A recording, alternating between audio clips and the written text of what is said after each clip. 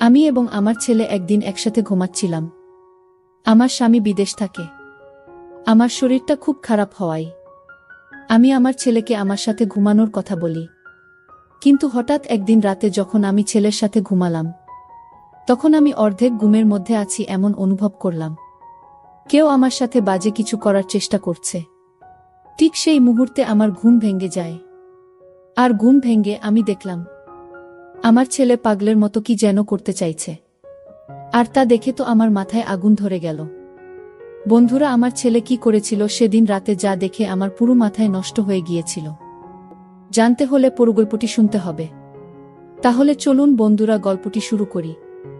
গল্পটি শুরু করার আগে বন্ধুরা, তোমাদের নিকট আমার বিশেষ অনুরোধ, দয়া করে তোমরা আমার চ্যানেলটি সাবস্ক্রাইব করে আমাকে সাপোর্ট করবা। আমি পূর্ণিমা। আমি দেখতে খুবই সুন্দরী, লাবণ্যময়ী। আমার বয়স 34 বছর। আমি ঢাকায় বনশ্রীতে থাকি। আমার এক ছেলে এক মেয়ে। মেয়ের বয়স 12 আর ছেলের বয়স 16। আমার বিয়ে হয়েছে এক প্রবাসী স্বামীর কাছে। বিয়ের কিছুদিন পর আমার স্বামী বিদেশে প্রবাসে চলে যায়। তারপর থেকে আমাকে অনেক কষ্ট করতে হয়েছে। একটি ছোট্ট ছেলেকে নিয়ে আমার খুব কষ্টে দিন কাটছিল। দেখতে দেখতে আমার ছেলে এবং মেয়ে উভয়ই বড় হয়ে গেল। বর্তমানে আমার ছেলের বয়স 16 আর মেয়ের বয়স 12। দুই ছেলে মেয়ে নিয়ে খুব সুখের সংসার আমার। তারা দুজনেই পড়ালেখায় ব্যস্ত। কিন্তু মনের মধ্যে একটাই কষ্ট আমার। বিয়ের পরে প্রায় বেশিরভাগ দিনেই আমি স্বামী ছাড়া থাকতে হয়েছে। বলতে পারেন আমি খুব একটা বেশি স্বামীর আদর পাই নাই। কারণ সে বিদেশ থেকে মাঝে মধ্যে ছুটিতে আসত আর অল্প কিছুদিন থেকে চলে যেত। তারপর আবার 5 বছর পর 3 থেকে 4 মাসের ছুটি নিয়ে আসত। তারপর আবার চলে যেত। তাতে আমার কিছু হতো না। মনের কষ্ট মনেরই রয়ে যেত, বরং আরো আগুন জ্বালাইয়া তুইয়ে চলে যাইত। তারপর কিছু দিন শুধু কালি চটপট করতাম। এইভাবেই চলত আমার জীবন। তাই বলছি বন্ধুরা, স্বামীর আদর আমার জীবনে খুব কমই পাইতাম। কিন্তু আমার কি ভাগ্য বন্ধুরা, সেই স্বামীর আদর, সোহাগ, মায়া, মমতা সব দিয়ে ভরিয়ে দিয়েছিল আমার ছেলে অনিল। আমি কখনো কল্পনাই করতে পারি নাই যে আমার ছেলে অনিল আমাকে এত সুখ দিবে। বন্ধুরা, আমার ছেলে অনিল, সে ক্লাস এসএসসিতে পড়তেছে। দেখতে খুব সুন্দর শান্তর, আমার মতোই হয়েছে। আমার ছেলেও হ্যান্ডসাম, অনেক স্মার্ট। যে কোনো মেয়ে দেখলেই আমার ছেলের প্রেমে পড়ে যায়। আমি আমার ছেলের প্রতি অনেক যত্ন নিতাম, মানে অনেক ভালোবাসতাম আমার ছেলেকে। সবসময় আমার ছেলের সাথে আমি ফ্রি থাকার চেষ্টা করতাম। আমার ছেলের সাথে আমি বন্ধুর মতো সব সময় আচরণ করতাম। বন্ধুরা, একদিন রাতের ঘটনা। আমার ছেলে ওয়াশরুমে গিয়েছিল। ওয়াশরুম থেকে বের হতে একটু দেরি হচ্ছিল। হঠাৎ করে আমার ছেলের মোবাইলে একটি মেসেজ চলে আসলো। মেসেজটি দেখে আমি খুব হিমশিম খেয়ে গেলাম। মেসেজটা খুব বিশ্রী ভাষায় লেখা ছিল। তবে বন্ধুরা, এইটুকু বুঝতে পারছি যে মেয়েটি আমার ছেলেকে মেসেজটা দিয়েছে, সে নিশ্চয় আমার ছেলের খুব পরিচিত এবং সে আর আমার ছেলের মধ্যে নিশ্চয় খারাপ কোনো সম্পর্ক আছে। প্রকৃতপক্ষে মেসেজটি দেখে আমার মন খারাপ হয়ে গেল। মেসেজটি দেখে আমি মনে মনে ভাবলাম, কে এই মেয়ে? তাহলে কি আমার ছেলে এই মেয়ের সাথে সম্পর্কে জড়িয়ে গেল? আমার ছেলে কি তাহলে নষ্ট হয়ে গেল? যদি তাদের মধ্যে এরকম ধরনের সম্পর্ক নাই থাকে, তাহলে কেনই বা এই মেয়েটি এরকম বিশ্রী মেসেজ দিবে? মেসেজটি দেখে আমার মনটা খারাপ হয়ে গেল। মনে মনে ভাবলাম, তাহলে আমার ছেলেকে কি আমি জিজ্ঞেস করব মেয়েটিকে? কিছুক্ষণ ভেবে তারপর ভাবলাম, যদি আমি আমার ছেলেকে জিজ্ঞেস করি, তাহলে সে হয়তো কষ্ট পাবে না। আমাকে বিকল্প চিন্তা ভাবনা করতে হবে। যেভাবেই হোক এই মেয়ের কাছ থেকে আমার ছেলেকে বাঁচাতে হবে। তা না হলে আমার ছেলের পড়ালেখা সহ আমার ছেলের ভবিষ্যৎ একেবারেই শেষ। পরের দিন আমার ছেলে স্কুলে যাবে। ছেলের পেছন পেছন আমিও গেলাম। কিন্তু আমার ছেলেকে বুঝতে দিলাম না যে আমি তাকে ফলো করছি। স্কুলে যাওয়ার কথা বলে আমার ছেলে দেখলাম স্কুলে না গিয়ে সে অন্যদিকে যাচ্ছে। আমি ওর পিছন পিছন ছুটলাম। কিছুক্ষণ যাওয়ার পর দেখলাম একটা মেয়ে আমার ছেলের জন্য দাঁড়িয়ে রয়েছে। আমার ছেলেও তার কাছে চলে গেল এবং তারা সেখান থেকে অন্য কোনো এক জায়গা চলে যাচ্ছে। আমি তাদের পিছন পিছন গেলাম। যাওয়ার পর দেখলাম তারা এমন এক জায়গায় গেল যেখানে মানুষ সচরাচর যায় না। একেবারে নির্জন জায়গা। খুব কম মানুষই সেখানে যায়। আমার আর বুঝতে বাকি রইল না। আমার ছেলে নষ্ট পথে চলে যাচ্ছে, যে পথ মোটেও তার ভবিষ্যতের জন্য ভালো না। তারপরেও তারা সেই নির্জন জায়গায় কি করে, তা জানার জন্য এবং তা নিজের চোখে দেখার জন্য চুপি চুপি সেখানে গেলাম। আমি দেখতে পেলাম তারা জঙ্গলে একটি খুঁড়ে ঘরের ভিতরে প্রবেশ করছে, তাও আবার ভাঙ্গা। মনে হচ্ছে অনেক দিনের পুরনো।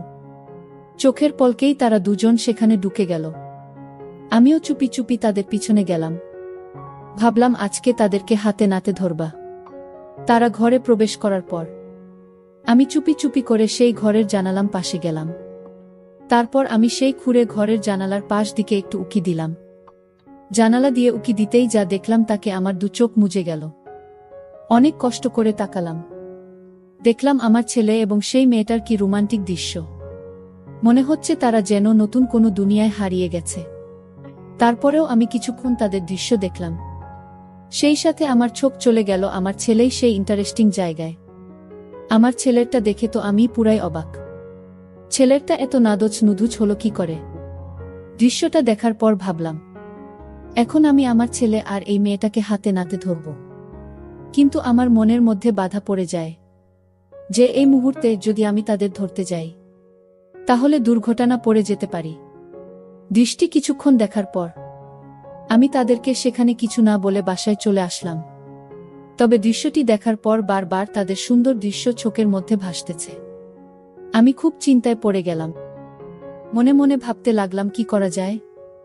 আর এইসব যদি তার বাবা শোনে তাহলে আমার সাথে অনেক ঝগড়া করবে, রাগারাগি করবে এবং কি আমাকে মারধরও করতে পারে। ছেলেকে এইসব কারাপি থেকে রক্ষা করার দায়িত্ব আমার। ছেলের এইসব দেখে মনে মনে সিদ্ধান্ত নিলাম, আজকে ছেলে বাসায় ফিরলে একটা ব্যবস্থা করব। মনে মনে এও ভাবতে লাগলাম কি ব্যবস্থা করব, কি করা যায়। এসব বিষয় তো আবার কারো কাছে শেয়ার করা যায় না। অনেকক্ষণ ভাবতে ভাবতে মাথায় একটা আইডিয়া এলো, আর এই আইডিয়াটাকেই কাজে লাগানোর চেষ্টা করলাম। প্রায় সন্ধ্যা বেলা আমার ছেলে স্কুল থেকে বাড়ি ফিরল। আমি বললাম, বাবা অনিল, তোমার স্কুল থেকে আসতে এত দেরি হলো কেন? অনিল বলল, মা স্কুল শেষে প্রাইভেট পড়ছিলাম, তাই আমার আসতে একটু দেরি হয়ে গেল। ছেলের এমন গোছানো মিথ্যা কথা শুনে আমি অবাক হয়ে গেলাম। আমি তো বুঝতেই পারছি সে কোথায় থেকে বাড়িতে ফিরল, কিন্তু আমি তাকে বুঝতে দিলাম না। আমি ভাবলাম, যদি আমি তাকে কিছু বলি তাহলে হয়তো এতে হিতের বিপরীত হয়ে যেতে পারে।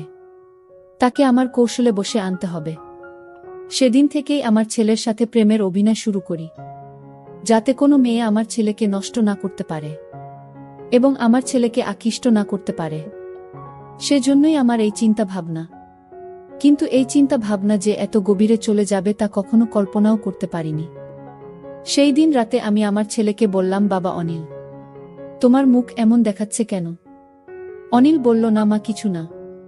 তারপর আমি বললাম, অনিল, আজকে তোমার সাথে আমি একটু গল্প করব। অনিল বলল, মা, কিসের গল্প? আমি বললাম, অনিল, তোমার সাথে আমার অনেক কথা আছে। চলো আজকে আমরা আগে একটু গল্প করি, তারপর কথা বলি। আর সেই সাথে আমি নিজেকে একটু অন্যরকম ভাবে উপস্থাপন করলাম, যাতে সে আমাকে দেখে আকৃষ্ট হয়। আমি তার সাথে ওপেন ভাবে চলার চেষ্টা করলাম। তারপর অনিল দেখছি মাঝে মাঝে আমার দিকে তাকাচ্ছে, আর কি যেন ভাবছে। তারপর তার সাথে আমি অনেকক্ষণ গল্প করলাম। গল্পের করতে এক সময় আমি অনিলকে বললাম, বাবা, আমার গা খুব ব্যথা করছে, একটা মেসেজ করে দাও। আমার কথা শুনে অনিল আমার দিকে হা করে চেয়ে রইল। অনেকক্ষণ ছেলে সেবা পেয়ে আমার ঘুম ঘুম ভাব পেল। তারপর আমি অনিলকে বললাম, বাবা অনিল, আজকে আমার খুব খারাপ লাগতেছে। তুই আজকে আমার এখানে থাকবে? কেন জানি আমি আমার ভয় ভয় লাগতেছে। অনিল বলল, আচ্ছা ঠিক আছে মা। তারপর আমি আর আমার ছেলে অনিল একসাথে ঘুমিয়ে পড়লাম। রাত যখন গভীর হলো তখন আমি বুঝতে পারলাম কেউ যেন আমার সাথে চুপি চুপি অন্যরকম কিছু করার চেষ্টা করছে। অনেক দিন পর কারো এমন অবস্থা অনুভব করতে পেরে আমার ঘুম ভেঙে গেল। আমি বুঝতে পারলাম নিশ্চয় আমার ছেলে অনিল, কারণ আমার রুমে তো অনিল ছাড়া আর কেউ নাই। তারপরেও আমি ঘুমের ভান ধরে পড়ে রইলাম, বুঝতে দিলাম না আমার ছেলে অনিলকে। মনে মনে ভাবলাম দেখি অনিল আমার সাথে কি করে। কিছুক্ষণ পর অনিল ভাবল, হয়তো আমি ঘুমিয়ে পড়েছি। সে তার ইচ্ছামতো বিভিন্নভাবে আমার সাথে বিভিন্ন রকম অদ্ভুত আচরণ করা শুরু করল। আমি ভাবলাম মনে হয় আমার ছেলে পাগল হয়ে গেছে। আর তা না হলে সে আমার সাথে এরকম অদ্ভুত আচরণ করবে কেন? তারপরও আমি নীরব থাকলাম। যখন সে খুব বেশি পাগলামি করতেছে, তখন আমার ঘুম ভেঙে যায়। আমি সজাগ হয়ে বললাম, অনিল তুমি কোথায়? কি করছো? সে আমার সজাগ হওয়া দেখে বোকা হয়ে গেল। আমি বললাম, অনিল সমস্যা নাই, তোমার যা ইচ্ছা তা করো, কিন্তু বাবা আমার একটা শর্ত আছে, তোমাকে আমার ওই শর্তটা মানতে হবে। তখন অনিল বলল, মা কি শর্ত শুনি। তখন আমি বললাম, অনিল আজকে আমি দেখলাম তোমাকে, তুমি একটা মেয়ের সাথে একটা জায়গায় গেছো। যেখানে তুমি গিয়েছিলে সেই জায়গাটা ভালো না। তবে তোমাকে কথা দিতে হবে, তুমি আর কোনোদিন সেই জায়গায় যাবে না।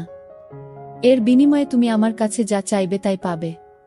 বাচ্চা ছেলেদের মতো আমার সাথে মাথা নাড়াতে নাড়াতে বলল, আচ্ছা ঠিক আছে মা, আমি আর কোনো দিন সেখানে যাব না।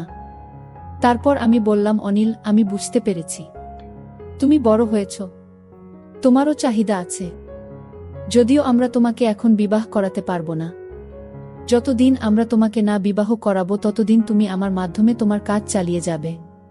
সব কথার এক কথা হচ্ছে, এক কথায় তোমাকে ওই রাস্তা থেকে ফিরে আসতে হবে। তখন অনিল বলল, আচ্ছা ঠিক আছে মা। তারপর আমি আমার ছেলেকে বললাম, অনিল তুমি তোমার কাজ শুরু করো। মাত্র 16 বছর বয়সের ছেলে, তারপরও গায়ে প্রচুর শক্তি। আমার 16 বছরের ছেলের কাজ করার এত কৌশল দেখে আমার মাথা ঘুরে গেল। মনে হলো যেন আমি জীবনের সমস্ত সুখ খুঁজে পেয়েছি। কি বলবো বন্ধুরা, আমার ছেলের এই ব্যাপারে এত কৌশল জানে তার আমার কল্পনার বাইরে। মনে মনে ভাবলাম, ছেলে তো দেখি তার বাপের চাইতে আরো 10 গুণ বেশি পাওয়ারফুল। কি বলবো বন্ধুরা, সেদিন মনে হয়েছিল আমি নতুন কোনো সুখের ভুবনে হারিয়ে গিয়েছিলাম। সে এরকম কৌশলেই ব্যবহার করেছিল, তা আমি আগে কখনো কল্পনাও করতে পারি না। তার একদিনের কাজের ফলে প্রায় 1 সপ্তাহ পর্যন্ত আমি খারাপ অবস্থায় ছিলাম। তারপর প্রতিদিনই আমার ছেলে অনিল এবং আমার এক অন্যরকম মাস্তি হতো, যে মাস্তির রহস্য আজও পর্যন্ত কেউ জানে না। কিন্তু সত্যিকার অর্থেই আমার ছেলের ভালোবাসা পেয়ে আমি যে এতদিনের ক্ষুধার্ত ছিলাম, আমার যে অপূর্ণতা ছিল, সব আমার ছেলে পূরণ করে দিয়েছিল। বন্ধুরা, মনের টান এবং চাহিদা অনেক সময় জাত পাত কুল কিছু মানে। সে শুধু তখন উষ্ণ চোয়া, যা পেলে সে তখন হয়ে যায় চিরশান্ত। পরিশেষে বন্ধুরা, আমি তোমাদেরকে বলবো, এই কাজটি করাতে আমার 2টি উপকার হলো। এক হলো আমি আমার অতৃপ্ত ভালোবাসাকে তৃপ্ত দিতে পেরেছিলাম। 2 হলো আমার ছেলেকে খারাপ রাস্তা থেকে ফিরিয়ে আনতে পেরেছিলাম। যাই হোক, এখন আমার ছেলেই আমার সব, আমার সুখ, আমার শান্তি, আমার দুনিয়া, আমার বেঁচে থাকার অবলম্বন। বন্ধুরা, আজকে এই পর্যন্তই। গল্পটি তোমাদের কেমন লাগলো তোমরা অবশ্যই কমেন্ট করে জানাবা। আমি আবার আসব তোমাদের মধ্যে নতুন কোনো মজাদার গল্প নিয়ে।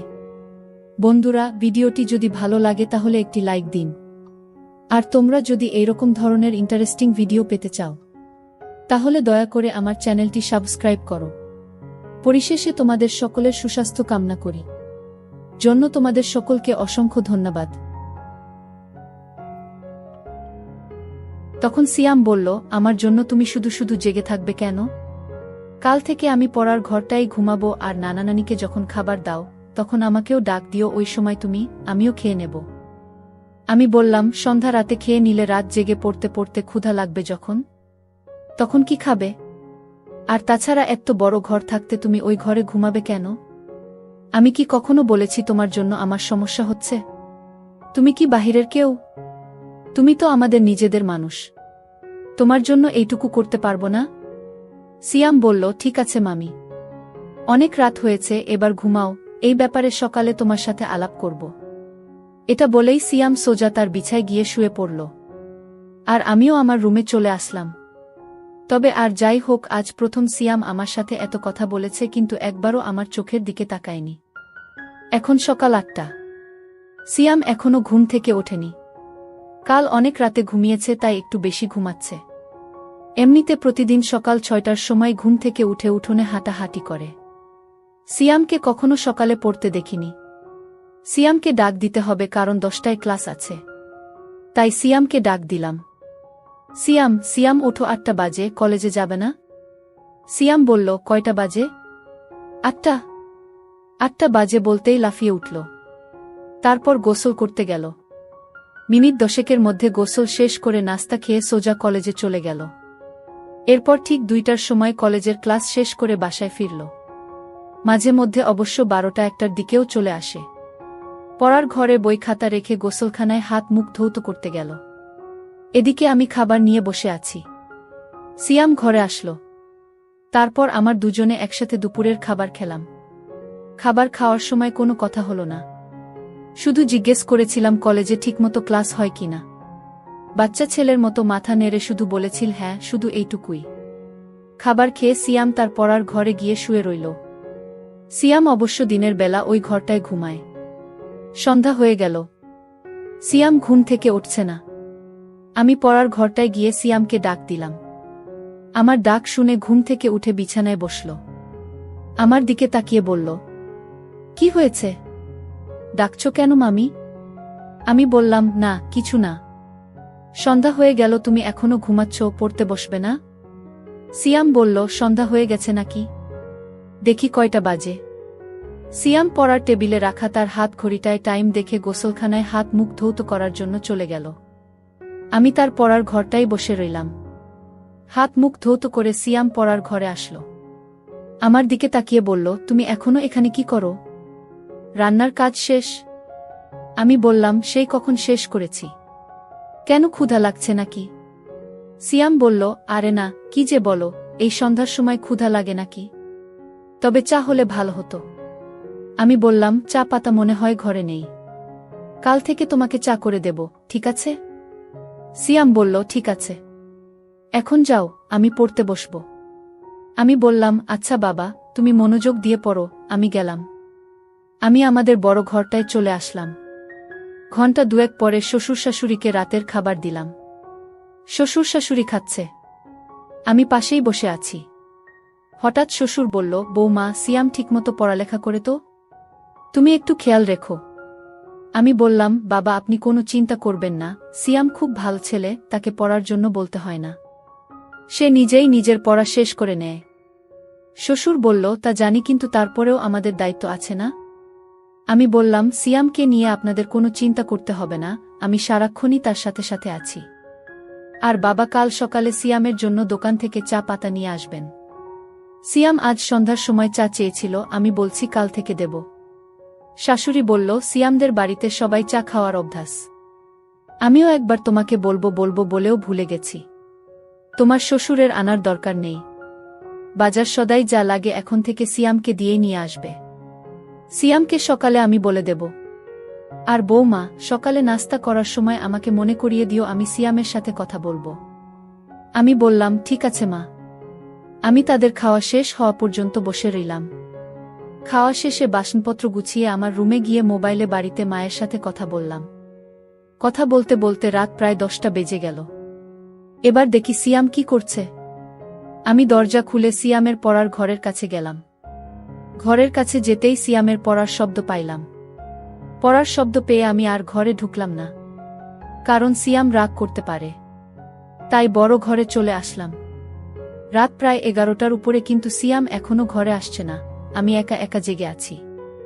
পড়ার ঘরে যে যাব সেটারও সাহস পাচ্ছি না, কারণ আমি রাতের বেলা অন্ধকারে ভয় পাই।